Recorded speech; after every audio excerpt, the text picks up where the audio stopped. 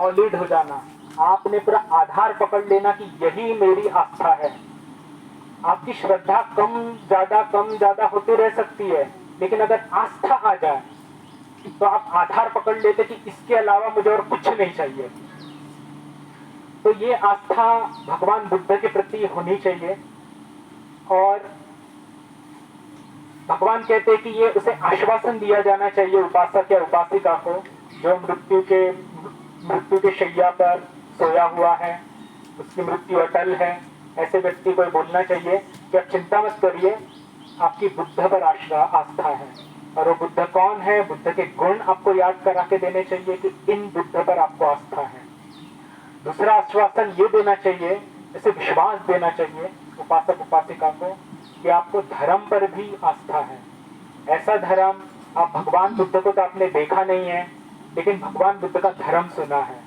और भगवान बुद्ध का धर्म ऐसा होता है कि हमारे प्रासंगिक जीवन में हमें उपयोगी पड़ता है, हमें बहुत इस लोक में भी और परलोक में भी फायदा देता है।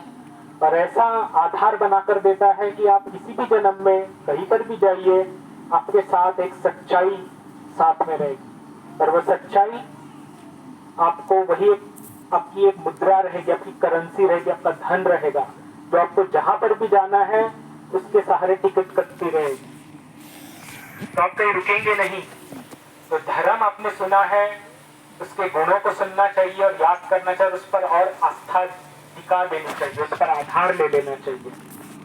तीसरा होता है, भगवान ने कहा आश्वासन, संघ पर आश्वासन होना चाहिए कि जितने भी भंते लोग हैं, भिक्षुगण हैं, और पहले के जमाने में भिक्षुणी संघ होता था, और सिर्फ ये दो भिक्षु और भिक्षुणी का संघ तो नहीं होता, उपासक संघ और उपासिका संघ भी होता है।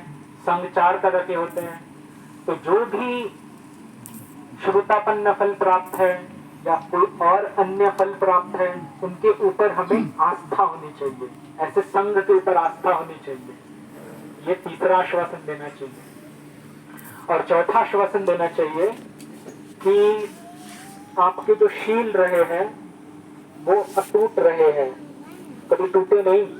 आपने जो 5 शील दिया वो बिना तोड़े पालन किया है, उसमें कोई छेद नहीं पड़ा, अच्छिद्रित रहे हैं।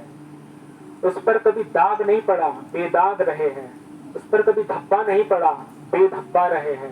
एकदम साफ चरित्र का आपका आचरण रहा है जीवन में, आपका शील बहुत मजबूत है।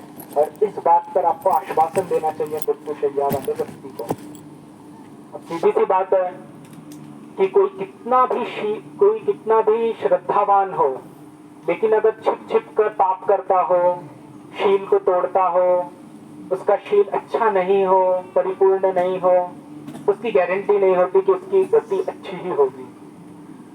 तो किसी भी धर्म की बात है, क्रिश्चियनिटी की धर्म, जैसे कुछ लोगों ने एक तरह से उपवास करते हैं। क्रिश्चियनिटी में ऐसा होता है कि कई दिनों तक उपवास करते हैं और उसके बाद बेहोश हो जाते हैं।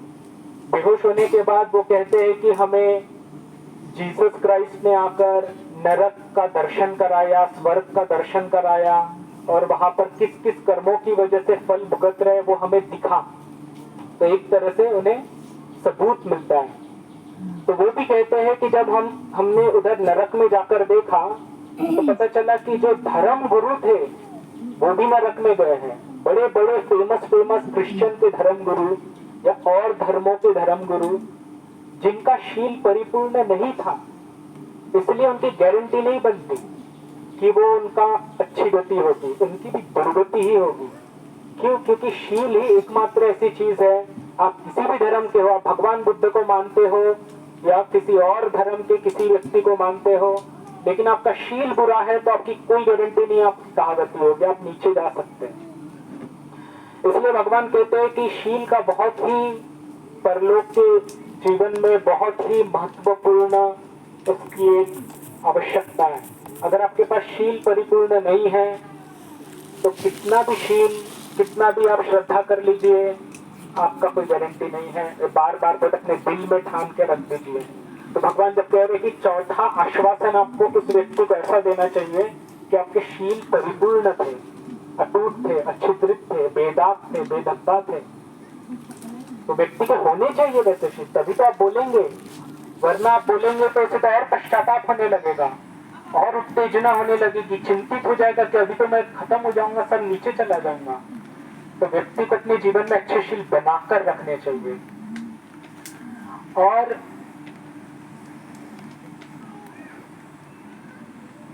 इसके अलावा ये 4 आश्वासन देने के बाद भगवान कहते हैं कि फिर उससे पूछना चाहिए कि आपको इसके अलावा और कोई चिंता सता रही है, मरने के पहले कोई चिंता है।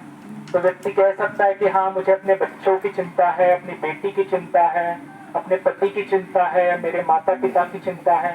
हो सकता है किसी की चिंता हो उसको। और मरने के लिए देखिए, मरते समय क्या होता है, मरते समय बहुत वायु धातु निकलती रहती है शरीर से, मतलब बहुत उत्तेजना होते रहती है। आपने सुना होगा ना, वायु, अपन धातु, ये सब कुछ वायु धातु बाहर निकलते रहती है। मतलब हमें हमारी ऑक्सीजन छूटते रहती है जीवन से, हमारी हवा निकलते रहती है जीवन से, शरीर से। और वो जब निकलते रहती है तो बहुत उत्तेजना होती है, बहुत चिंता होती है, बहुत पश्चाताप होता है, जिसको कहते हैं पाली में उद्धच्च कुक्कुच्च, मतलब बहुत बेचैनी, बहुत पश्चाताप, ऐसी इच्छा बहुत होती है। मरते समय सभी को होती है, जिसके शील रहे उसको ज्यादा नहीं होती, क्योंकि उसने हमेशा संयम करके रखा था। तो भगवान कहते हैं कि जब ऐसी उत्तेजना होते रहती है तब उसको पूछना चाहिए कि आपको किस चीज की चिंता सता रही है। वो कह सकता है कि मेरे परिवार में से किसी की चिंता सता रही है। तब उसे आश्वासन और शांत करना चाहिए सामने वाले व्यक्ति को कि आपने चिंता करेंगे तो उस व्यक्ति का तो कोई फायदा नहीं है, चिंता करने से उस व्यक्ति का तो कोई फायदा नहीं होता है, आपका भी फायदा नहीं होगा। आपको अगर चिंता है तो उसको छोड़ दीजिए, उस चिंता से आपका भी नुकसान हो रहा है, उस व्यक्ति का भी नुकसान होगा। इस कर करके उसको शांत करना चाहिए। अगर उसने वो शांत हो जाता है तो उसे पूछना चाहिए कि आपको शांति महसूस हो रही है, कहेगा हाँ शांति हो रही है। फिर बोलिए अभी और किसी की चिंता रह गई, तो बोले नहीं। तो बोले क्या आपका मन मनुष्य जीवन के ये जो हमारी जो पोजेशंस है, हमारा खेत है, हमारा घर है, हमारा परिवार है, इसके ऊपर कोई आसक्ति लगी हुई है, यहीं पर आपका मन टिका हुआ है? तो कहेगा कि हाँ टिका हुआ है। तो कहना चाहिए कि हमारा जो दिव्य परलोक में जो दिव्य सुख होता है वो इससे बहुत अच्छा होता है। तो एक तरह से भगवान कहते हैं कि उसको एक प्रेरणा जगानी चाहिए कि इस मानवीय लोक, मानवीय सुख से ज्यादा अच्छा दिव्य सुख होता है। तो दिव्य सुख कौन सा सुख? पहले चातु महाराजिक देवता लोक का सुख होता है, जिसमें यक्ष, गंधर्व, नाग और कुंभंड जैसे देवता लोग होते हैं। उनके स्तर पर, उनके लेवल पर जाकर उनके चित्त को टिका देना चाहिए। कहना चाहिए कि गंधर्व, याम, यक्ष ये लोग बहुत सुखी होते हैं, मनुष्य लोगों से ज्यादा सुखी होते हैं, तो आपका चित्त वहां पे टिका दो। अगर वो कहे कि हाँ टिक गया, तब बोले कि इससे भी अच्छा होता है तावंतिस देवता लोग का सुख, जहां पर बहुत, जैसे देवराज इंद्र होते हैं, आपने सुना होगा, और वहां के देवता लोगों को बहुत सुख प्राप्त होता है।